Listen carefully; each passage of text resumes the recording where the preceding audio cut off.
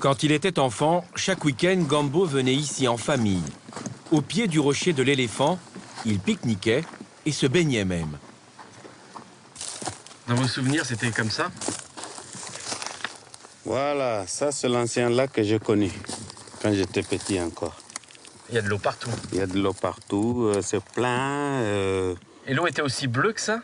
Complètement bleu, on dirait que c'est la mer. Hein. Et vous regrettez cette période? Bah, bien sûr, parce que moi je vis, mais nos enfants, ils n'auront pas à voir ça. C'est ça qui est dommage. Les lieux de son enfance ne sont plus qu'un immense désert.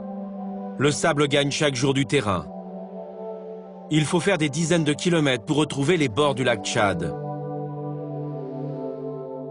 Vue du ciel, l'image est trompeuse. Le lac Tchad n'est que l'ombre de lui-même.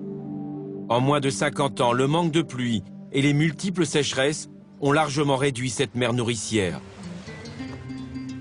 De 25 000 à moins de 5 000 km² aujourd'hui. Le père Thomas Baka habite sur l'île de Fitine, un bout de terre apparu en 1987. Chaque jour, avec la baisse du niveau du lac, le pasteur voit la situation se dégrader. Et vous voyez, c'est ça, c'est l'eau. C'est ça l'eau qu'on prend, et on boit, et on défecte, et on fait tout dedans. C'est pas possible, on boit pas cette eau. Mais c'est ça là. Et les enfants boivent cette eau? Ils boivent cette eau, même les grands, on boit cette eau. C'est ici qu'on boit. Pour les quelques 3000 habitants de cette île, la vie est de plus en plus précaire. L'eau, source de vie, ne charrie ici plus que des drames. Le père Baka est le seul à se préoccuper du sort de ses enfants. Sur l'île, nous ne trouverons nulle trace des autorités.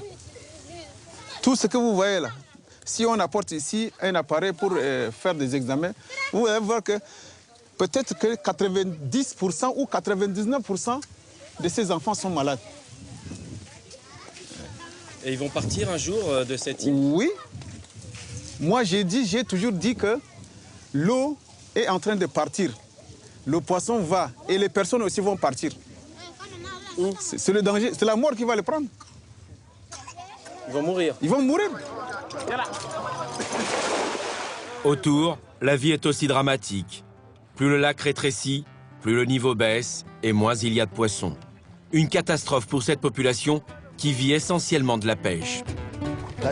La vie a carrément changé, parce qu'au milieu du fleuve, il n'y a rien. La nuit, on pose les filets et on ne trouve rien. Le matin, on sort les filets, il n'y a rien. Alors, on fait quoi? Partagé entre le Niger, le Nigeria, le Cameroun et le Tchad, le lac fait vivre, ou plutôt survivre, pas moins de 20 millions de personnes. Mais jusqu'à quand? Des spécialistes estiment que le lac pourrait disparaître avant 2050.